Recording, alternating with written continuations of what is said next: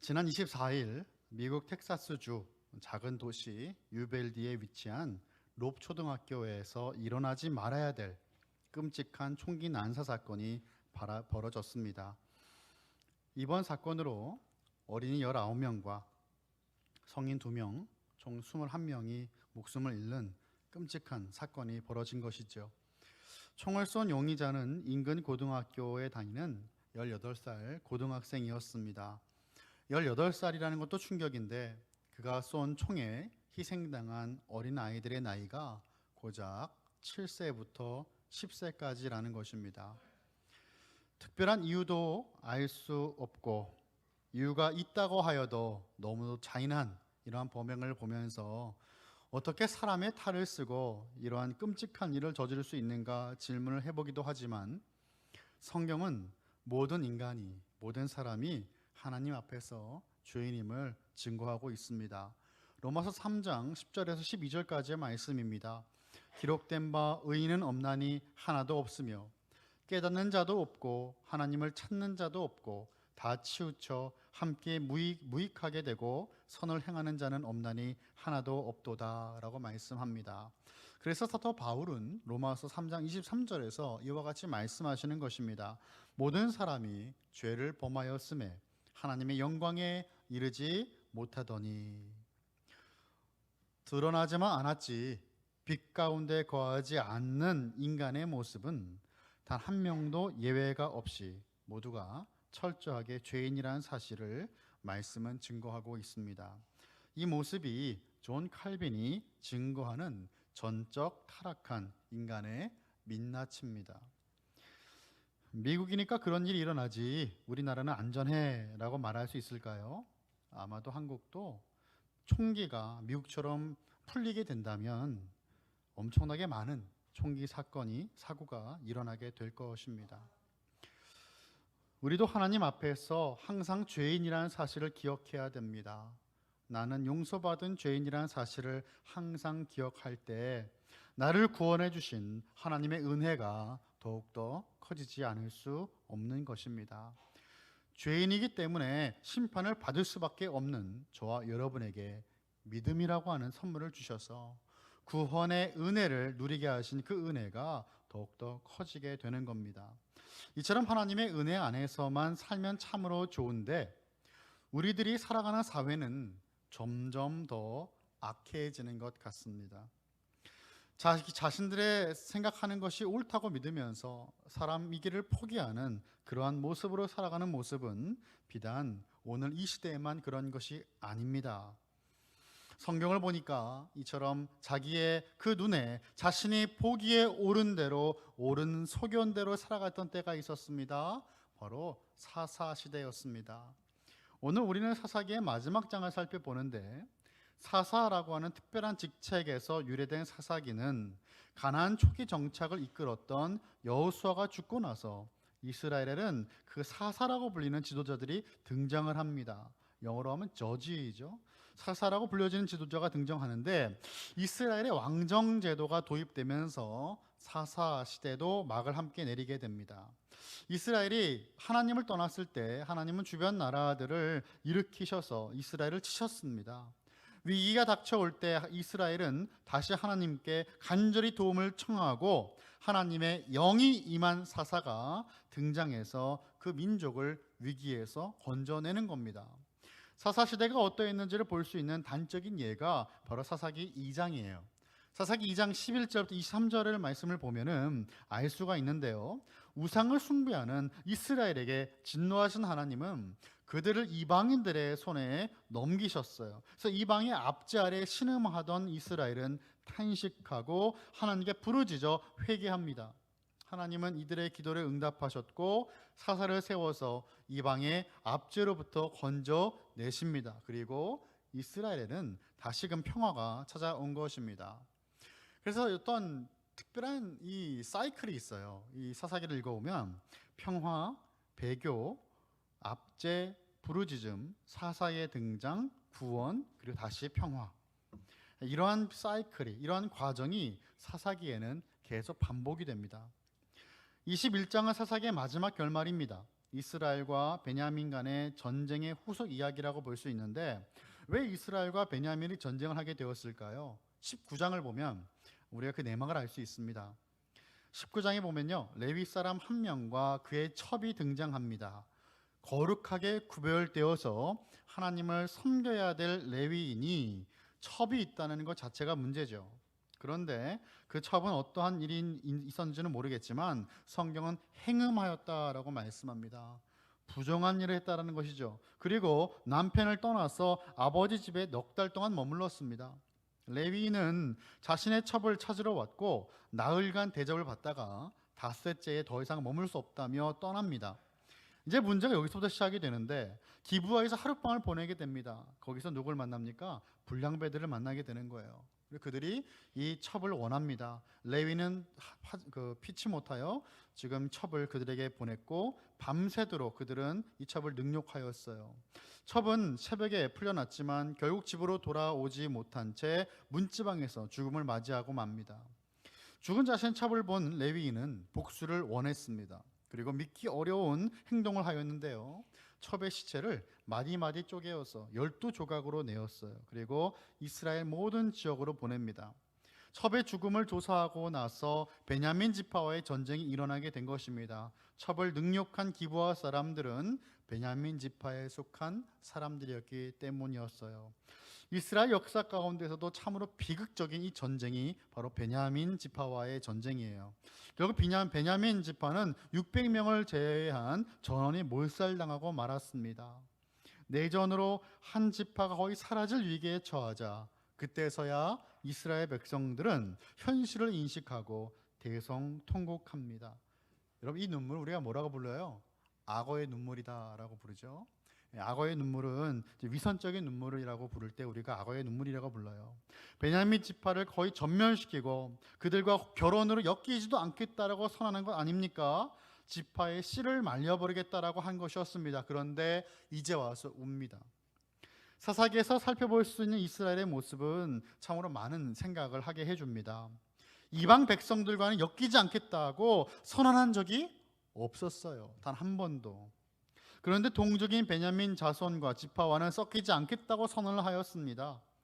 이방 백성들은 가나안 땅에서 완전히 쫓아내지도 못했습니다. 그런데 베냐민 지파와 전쟁을 하면서 사람, 가축 그리고 닥치는 대로 죽이고 성읍을 불살라 버렸습니다.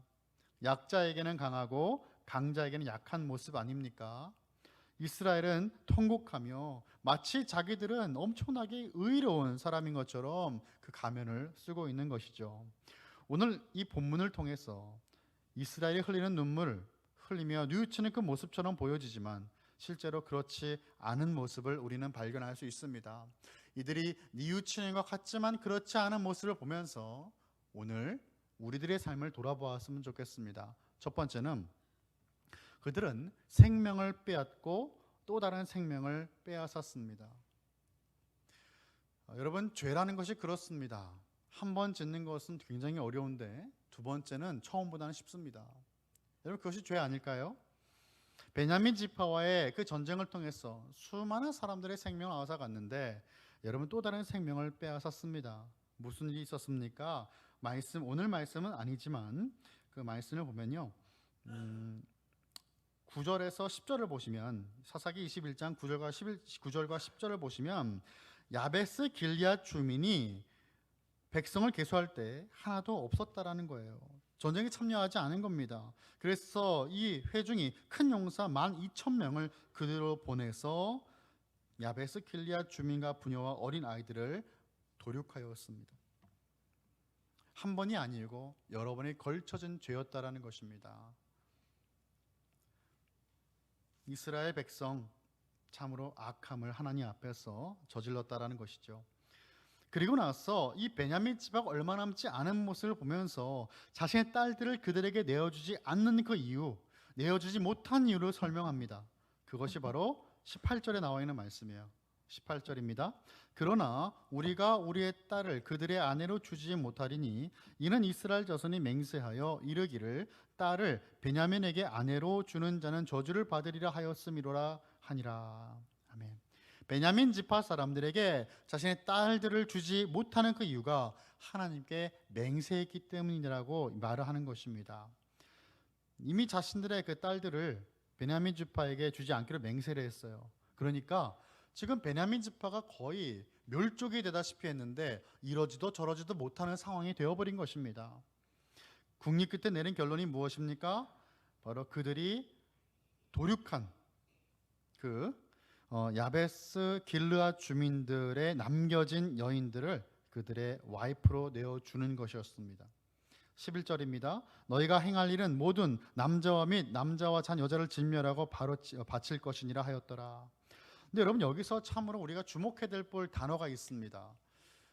하나님 앞에서 우리들이 성도들이 조심해야 될 것이 무엇입니까?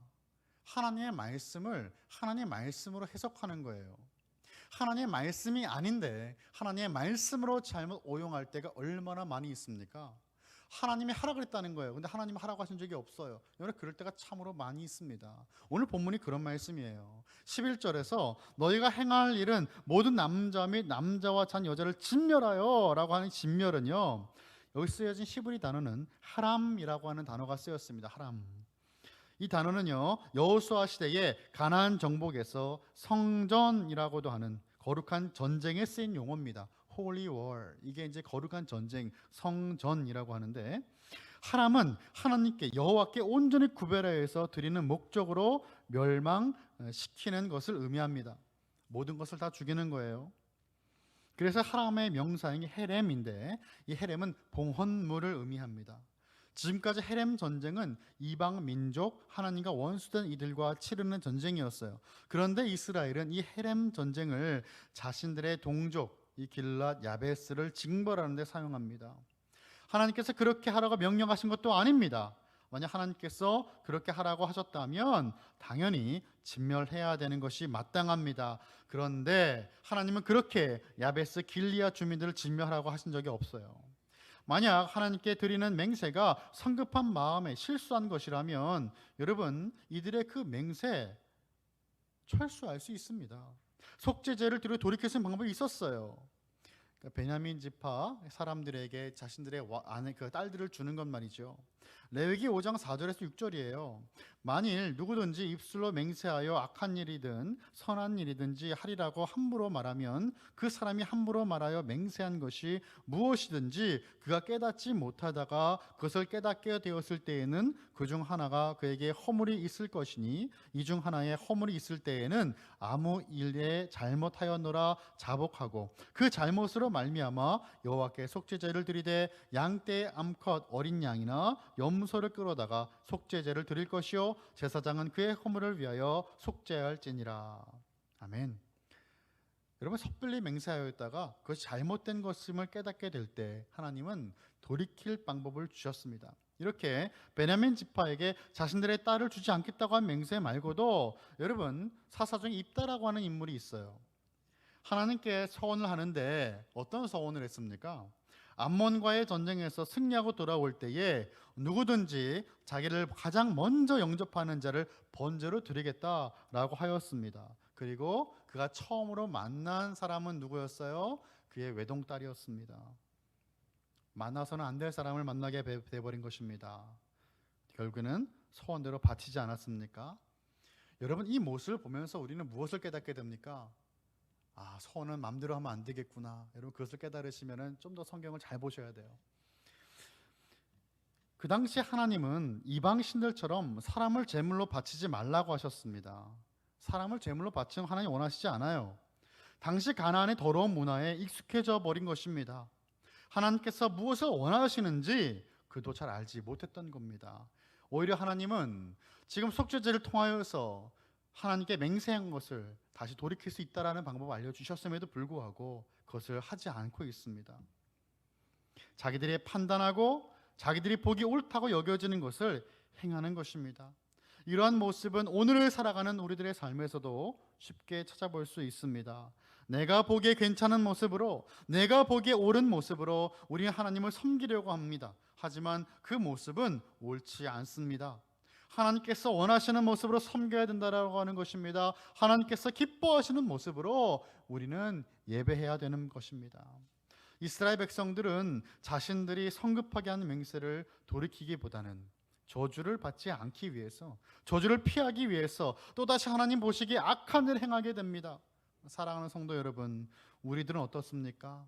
신앙의 껍데기를 지키려고 신앙의 알맹이를 버린 적은 없습니까? 하나님과의 깊은 관계, 신앙의 본질을 포기하면서까지 괜찮은 척, 신앙이 좋은 척, 믿음이 좋은 척하며 껍데기를 끌어안고 살지는 않습니까?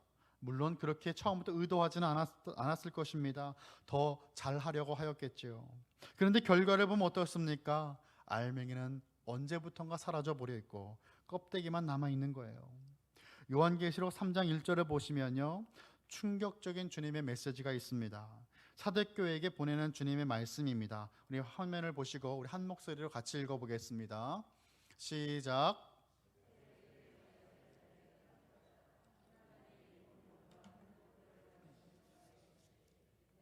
내 행위를 아노니 내가 살아있다는 이름은 가졌으나 죽은 자로다. 아멘.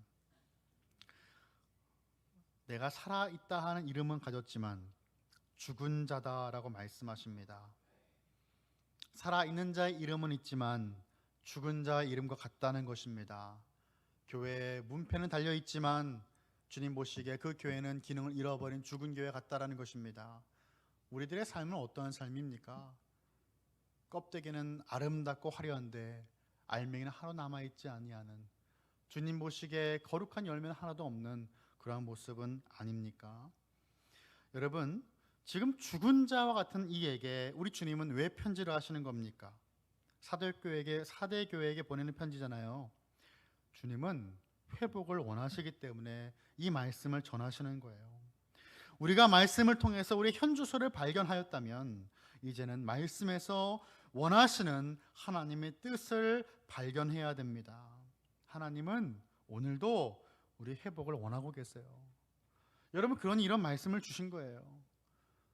저도 이 말씀을 주일 설교로 처음 선포해 봅니다. 사실은 굉장히 조심스러운 말씀 아닙니까? 하나님의 말씀은 1.1획도 잘못된 것이 없어요. 이 말씀이 성경에 기록된 것이 무엇입니까? 우리의 현 주소가 이렇다라는 말씀이에요. 도망갈 수 없다라고 말씀하시는 것입니다. 역사는 반복되고 저와 여러분도 하나님을 떠나면 어쩔 수 없는 인생이라는 것을 성경은 우리에게 말씀하시는 거예요. 하나님은 오늘도 우리에게 회복을 원하십니다. 껍데기만 남은 신앙이 아니라 알맹이, 그 신앙이 우리의 신앙 되기를 예수님의 이름으로 간절히 축원합니다. 다시 본문으로 돌아오면 이스라엘은 베냐민 자손에게 야베스 길르앗의 젊은 처녀 400명을 화해의 선물로 주어서 아내로 삼게 하였습니다. 베냐민 지파의 입장에서는 나쁘지 않았겠죠. 그런데 가족과 친족 모두 잃고 강제로 남의 아내가 되어야 하는 야베스 길르앗의 여인들의 마음은 어땠겠습니까? 말로 다 표현하지 못할 아픔이었을 것입니다. 베냐민 지파의 피 흘림 뒤에 또 다른 피 흘림을 보고 맙니다. 악을 또 저지르고 맙니다. 우리의 뉘우침은 어떤 뉘우침입니까? 참된 뉘우침은 같은 죄를 반복하지 않습니다. 두 번째는요, 죄의 무뎌짐으로 죄가 무엇인지 인지하지 못하고 있다라는 것입니다. 죄의 무뎌짐으로 말미암아 죄가 무엇인지 인지하지 못하고 있다라는 것입니다. 여러분, 죄를 짓는 것의 무서움은 물론 그 죄 자체에도 무서움이 있고 피해야 되겠지만 저는 이렇게 생각합니다. 죄 짓는 무서움은 결국 무뎌짐이라고 저는 생각해요. 무뎌짐. 죄를 짓다 보면 여러분, 처음 짓는 죄가 어렵지 두 번째 짓는 죄는 어렵지 않잖아요. 뉘우침이 아니라 오히려 또 다른 죄를 낳게 됩니다. 베냐민 지파에는요 600명의 남자가 남아 있었기 때문에 여전히 여인이 부족했습니다. 200명이 부족했어요. 16절입니다. 회중의 장로들이 이르되 베냐민의 여인이 다 멸절되었으니 이제 그 남은 자들에게 어떻게 하여야 아내를 얻게 할까 하고, 자신들이 저지른 일에 대하여 조금도 꺼리낌이 없고 죄의식도 없습니다. 여러분, 총기 난사 사건을 처음 접했을 때 너무 끔찍하지 않으셨습니까? 제가 미국에 있을 때 저도 많이 접했습니다. 그런데 처음엔 너무 무섭더라고요. 정말 무서웠는데 이런 뉴스들이 계속 접하다 보니까 무뎌집니다. 무뎌져요. 처음에는 어떻게 이런 일이 생길 수 있을까라고 마음을 치며 기도하고, 이런 비슷한 사건들이 계속 반복되면 여러분, 그 마음을 치며 하던 기도들이 어떻게 변화됩니까? 또 일어났구나. 아, 저들은 죄인이구나. 나만 아니면 감사하지, 내 가족들이 아닌 게 어딘가라고 하는 생각을 하게 된다는 것입니다. 그 문화에, 그 상황에 점점 익숙해져 갑니다. 무뎌지는 거예요. 경계선이 사라집니다. 하나님 백성으로서의 삶과 세상에 살아가는 세상의 사람들의 삶의 모습의 그 경계선이 무뎌지고 무너져서 결국 하나가 되어가는 거예요. 우리들의 마음을 돌아보기 원합니다. 분명 하나님께서 기뻐하시지 않은 일임에도 불구하고 점점 마음이 무뎌져서 나의 의로움을 증명하기 위해 잘못되고 불의한 방식을 택하여서 하나님의 일을 하겠다고 달려든 적은 없을까요? 이 모습이 결국 어떤 모습입니까? 뉘우치기는 했지만 뉘우치지 않은 모습입니다. 15절이에요. 백성들이 베냐민을 위하여 뉘우쳤으니 이는 여호와께서 이스라엘 지파들 중에 한 지파가 빠지게 하셨음이었더라. 그들이 지금 뉘우쳤다라고 하는 이 말씀은요, 그 바로 앞에 있는 문제만 보고 지금 하는 행위입니다. 만약 이들이 정말 하나님께로 돌아갔다면 이 이외에 있는 일들을 하지 않았을 거예요. 그런데 그들은 그 눈앞에 있는 문제만을 가지고 돌이켜요. 문제만 보고 문제 해결하려고 하는 것입니다. 문제만을 위한 해결은 참된 뉘우침이 아니죠. 그 문제가 왜 일어나는지를 깨달아야 진정한 뉘우침이 일어날 수 있는 것입니다. 그래서 이스라엘 백성들이 자신들이 베냐민 지파에게 행한 일을 보고 뉘우쳤다라고 말을 하는데, 말씀을 계속 읽어보면요, 400명의 여자들을 결혼시키고 200명이 부족하자 그 해결책으로 내놓은 답이 납치였습니다. 19절부터 22절을 보시면 이렇습니다. 또 이르되 보라, 베델 북쪽 르보나 남쪽 베델에서 세겜으로 올라가는 큰 길 동쪽 실로에 매년 여호와의 명절이 있도다 하고 베냐민 자손에게 명령하여 이르되 가서 포도원에 숨어 보다가 실로의 여자들이 춤을 추러 나오거든 너희는 포도원에서 나와서 실로의 딸 중에서 각각 하나를 붙들어 가지고 자기의 아내로 삼아 베냐민 땅으로 돌아가라. 만일 그의 아버지나 형제가 와서 우리에게 시비하면 우리가 그에게 말하기를 청하건대 너희는 우리에게 은혜를 베풀어 그들을 우리에게 줄지니라. 이는 우리가 전쟁할 때에 각 사람을 위하여 그의 아내를 얻어주지 못하였고 너희가 자의로 그들에게 준 것이 아니니 너희에게 죄가 없을 것임이니라 하겠노라 하매. 아멘. 베냐민 지파의 남자들이 여호와의 명절 때 춤추러 나오는 실로의 여인들을 납치해서 아내로 삼자라는 것입니다. 황당하지 않으십니까, 여러분? 여호와의 명절의 말입니다. 여호와의 명절, 정확히 어떤 절기인지는 모르지만 실로에 나와서 춤을 추는 여인들이 포도원 근처에 있다는 것을 보면 이 절기는요, 포도 수확을 한 뒤에 감사하는 초막절일 가능성이 높습니다. 감사와 기쁨이 넘쳐야 할 축제의 시간에 납치라고 하는 정말 어울리지 않은 폭력적인 일들이 일어나고 있는 것입니다. 아직 아내를 맞이하지 못한 200명의 베냐민 사람들에게는 포도원에 숨어서 기회를 보다가 여인들 납치하라고 명령합니다. 이렇게 하라고 방법을 알려주는 것이 너무나도 소름 끼치는 일입니다. 당연히 딸들이 납치를 당하면 그 부모들의 마음이 어떻겠습니까? 분노로 가득할 거예요. 하지만 아비들의 그 마음에 분노가 가득 것을 예상하고 이스라엘 총회는 딸들의 아버지들에게 호의를 베풀어 줄 것을 계획합니다. 그 아버지들이 자의로 딸들을 베냐민 지파에게 준 것이 아니기 때문에 하나님께 드린 맹세를 어기는 죄가 아니라는 것을 말하는 겁니다. 마치 엄청난 계획을 세운 것처럼, 엄청난 지략을 세운 것처럼 말을 하지만 사실은 형식적인 맹세에 사로잡혀서 하나님께서 정말로 원하시는 그 생명의 소중함과 생명에 대한 배려, 존중은 찾아볼 수 없는 모습입니다. 자, 마지막 세 번째는요, 여전히 하나님을 왕으로 모시지 않았다라는 것입니다. 정말 뉘우쳤다면 하나님께로 돌아와야 되겠죠. 그런데 그들은 그렇게 하지 않았다라는 것이죠. 결국 사사시대가 어떤 시대임을 우리에게 보여주는 것입니까? 왕이 없어서 자기 소견에 옳은 대로 행하는 시대였습니다. 근데 여러분, 처음부터 그랬던 것은 아니었어요. 처음부터 그랬던 것은 아닙니다. 사사기의 첫 시작은 이래요. 1장 1절입니다. 여호수아가 죽은 후에 이스라엘 자손이 여호와께 여쭈어 이르되 우리 가운데 누가 먼저 올라가서 가나안 족속과 싸우리이까라고 말씀합니다.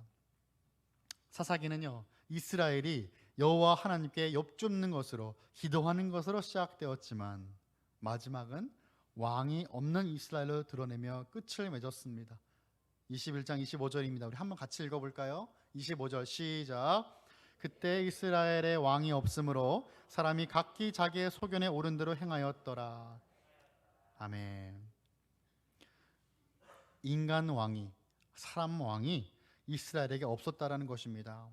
왕이 없었음에도 당시 세상의 중심이라 여겨지던 애굽에서 탈출할 수 있었습니다. 왕이 없었음에도 불구하고 40년의 광야 생활 가운데 굶은 적 없었습니다. 왕이 없었음에도 가나안의 7 족속들을 몰아내었고, 왕이 없었음에도 지금까지 가나안 땅에서 잘 살아갔습니다.